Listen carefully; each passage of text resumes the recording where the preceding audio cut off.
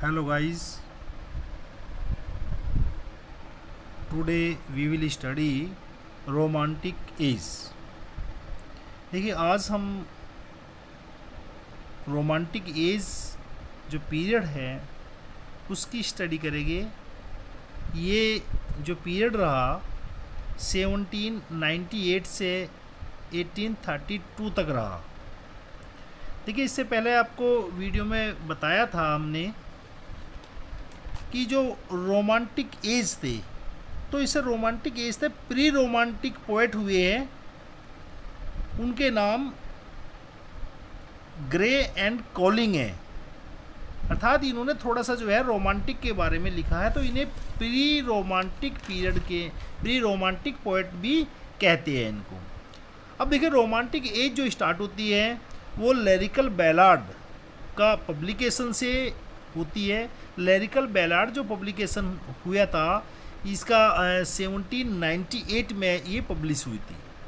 और lyrical ballad जो है ये दोनों कोलिजराइज और वर्ड्सवर्थ की जो है इसमें इनका कलेक्शन है। वर्ड्सवर्थ की इसमें 19 पोएम है और कोलिजराइज की 4 पोएम है।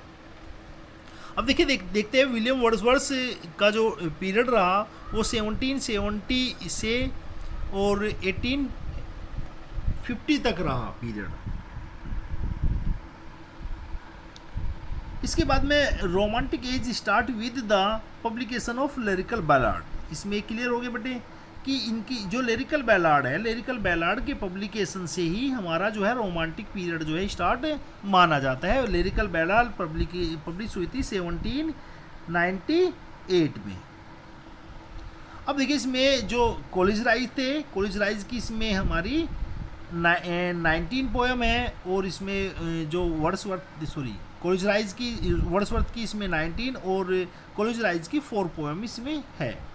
Main characteristic of the romantic poet, जो रोमांटिक जो पीरियड रहा उसकी मुख्य जो विशेषता है वो क्या रही है हमारी, लव फॉर नेचर। इस जो इस समय के जो पोएट हुए हैं वे नेचर से, प्रकृति से बहुत अधिक प्रेम करते थे।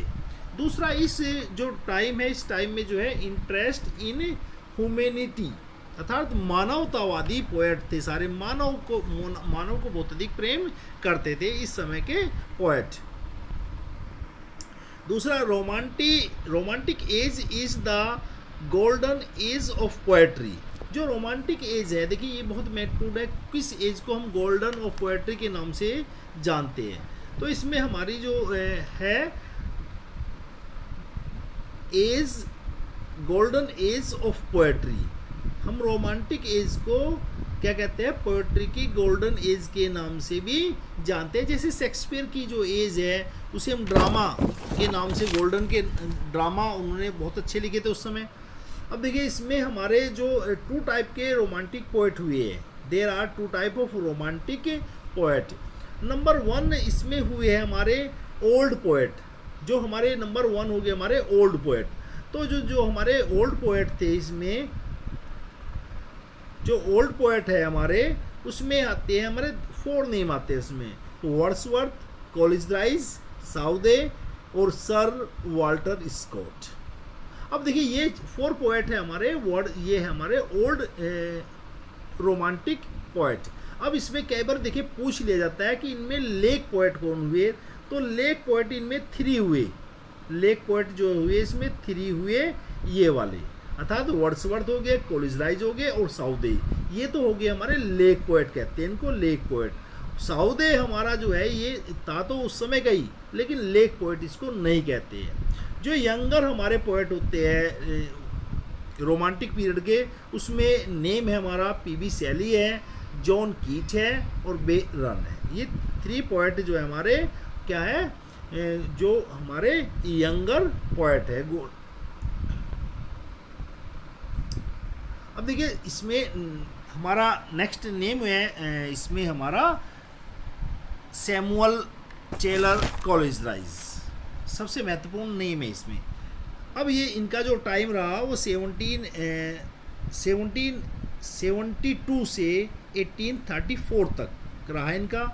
ही is known as the poet of spontaneous element, ये आ जाता है, कई बार पूछ ले जाता है कि स्पॉन्टेनियस जो है किस कवि को कहा जाता है, ये हो जाता है इसमें। College rise is known the first who gave the theory of poetry.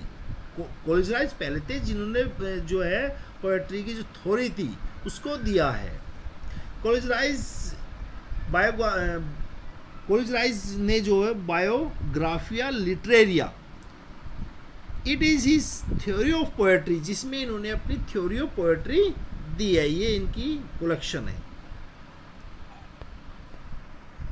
Next name आ जाता है इसमें लॉर्ड बैरन। इनका जो टाइम पीरियड रहा 1788 से 1924 तक के पीरियड रहा इसमें। He is known as the revolutionary poet, हम इसे रिवोल्यूशनरी पोएट के नाम से भी जानते हैं, रिवोल्यूशनरी पोएट के नाम से इसको जानते हैं। देखिए इन्होंने खुद ये कहा था, टू क्वेट बैरन ने कहा था कि आई वोक अप ओन, ये ओन है बेटे यहाँ पर, I woke up on, O N, own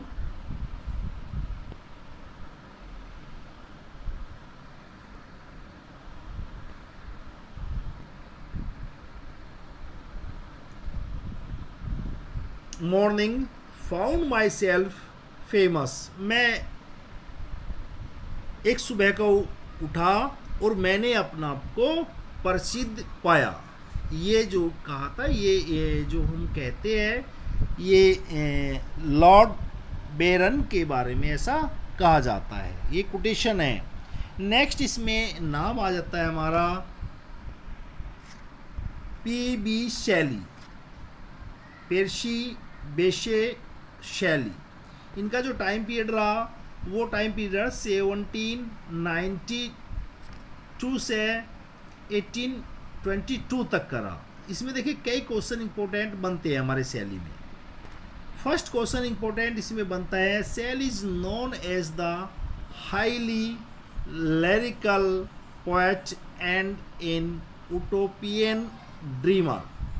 ये कई बार देखिए कोटेशन पूछ ली जाती है। ये Shelley is known the highly lyrical poet थे एंड ए यूटोपियन ड्रीमर थे। इसका ये क्वेश्चन कई बार देखिए पूछा गया, nicknames, what is the nickname of Shelley. Shelley का निक नेम था, इसे मैड शैली कहा जाता था। शैली का जो निक नेम है इसको कहा जाता था मैड शैली। अब देखिए इसके जो इम्पोर्टेंट जो वर्क थे शैली का, पी.बी. शैली के, बहुत इम्पोर्टेंट है ये। एलास्टर, इसके इम्पोर्टेंट जो वर्क थे एलास्टर। एलास्टर को जो है इसका दूसरा भी नाम था the spirit of solitude. Second इनकी ओड है जो ode to the west wind, ये भी बहुत इंपॉर्टेंट है। थर्ड है ode to the skylark, ये भी इंपॉर्टेंट है। ये लास्ट वाली इसमें देखिए सबसे अधिक इंपॉर्टेंट है। कई बार ये जो है क्वेश्चन पूछ लिया गया है टीजीटी में, कई बार ये क्वेश्चन आया हुआ है। देखिए इंपॉर्टेंट ये इसलिए है क्योंकि इसमें देखिए ये जो एडोनिसिस जो इनकी बुक है, इट इज़ एलेजी, जो ये इलेजी है ओन कीट डेथ। देखिए इलेजी हमेशा वी नो, हम जानते हैं कि जो एलेजी लिखी जाती है वो किसी की मृत्यु पर लिखी जाती है, ठीक है ना बेटे। तो इसमें जो है ये हमारी जो एडोनिसिस है ये कीट की जब मृत्यु हो गई थी, डेथ हो गई थी कीट की, तो उनके ऊपर लिखी गई थी। तो ये कई बार क्वेश्चन पूछ लिया जाता है कि किसकी मृत्यु पर जो है पी.बी. शैली ने एडोनिसिस जो इलेजी थी वो लिखी है। On which death P B. Shelley wrote Adonais. तो इसमें हम क्वेश्चन आंसर दे सकते हैं कीट डेथ, कीट की मृत्यु पर जो है एडोनिसिस लिखी गई है।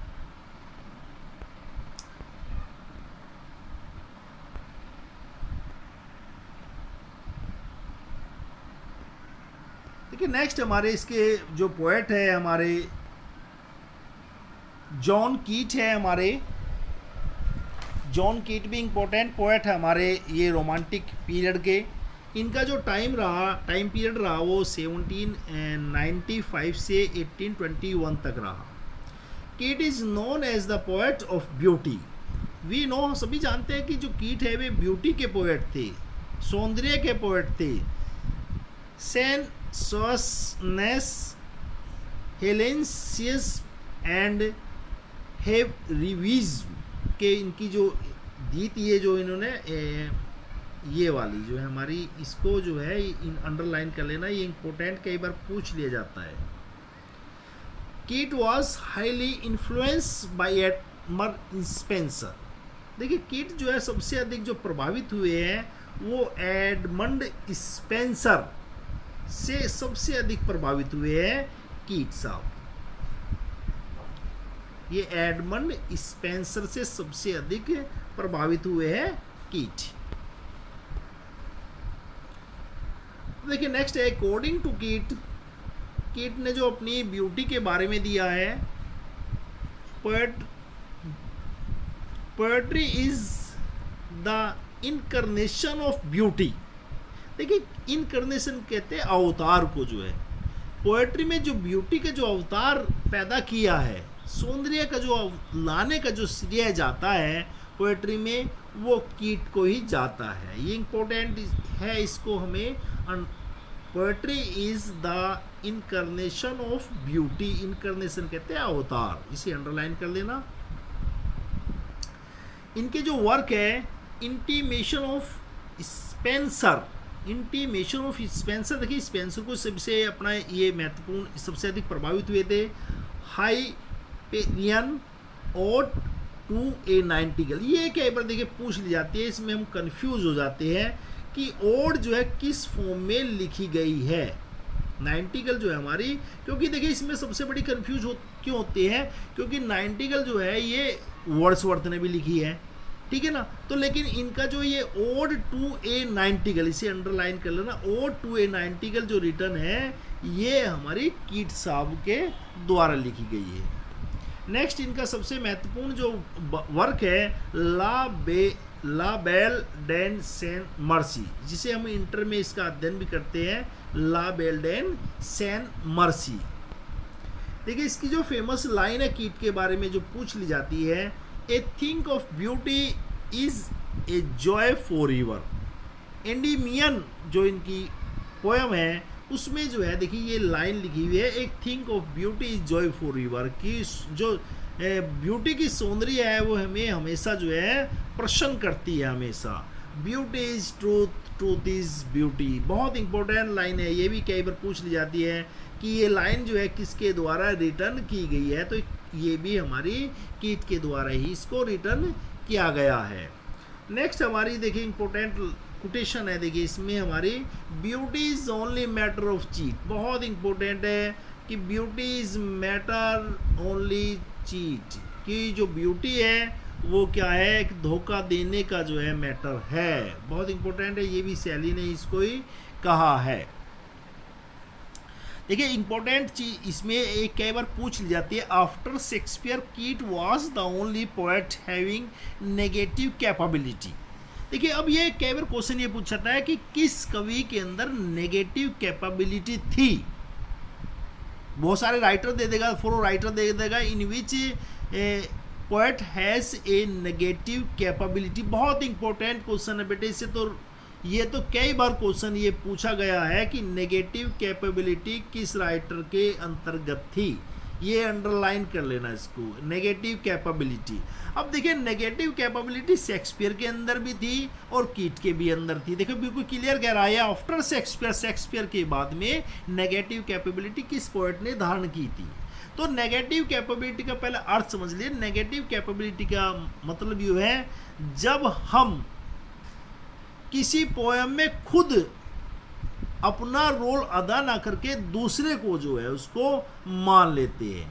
अर्थात जैसे हम नाइटिंगेल की बात करें तो जो जॉन कीट कहना चाह रहे हैं वो नाइटिंगेल पर कहना चाह रहे हैं, इसी प्रकार देखिए हमने शेक्सपियर को भी पढ़ते हैं, शेक्सपियर में बहुत सारे जो ड्रामा पढ़ते हैं, कभी हैमलेट पढ़ते हैं या ओथेलो पढ़ते हैं, तो अपने जो शेक्सपियर अपने जो विचार व्यक्त करना चाह रहा है वो हैमलेट के द्वारा व्यक्त करना चाह रहा, अपने आप खुद व्यक्त नहीं करना चाह रहा।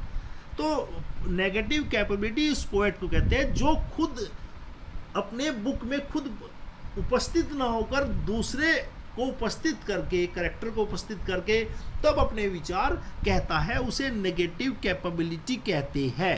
देखिए आपने देखा होगा जैसे वर्ड्सवर्थ जो है अपने विचार खुद, देखिए इनके जो डैफोडिल थी, डैफोडिल में वे अपने विचार खुद व्यक्त कर रहा कि मैं बादलों की तरह से विचरण कर रहा हूँ। तो पोएट्री जो है खुद अपने को कह रहा है कि मैं बादलों की तरह से विचरण कर रहा, तो वहाँ उसने जो है वर्ड्सवर्थ ने अपना आप को जो है खुद उपस्थित कर दिया। तो वहाँ नेगेटिव कैपेबिलिटी नहीं है, केवल नेगेटिव कैपेबिलिटी हमारे टू राइटर में, शेक्सपियर में है या हमारे जॉन कीट में है। बहुत इंपॉर्टेंट क्वेश्चन है।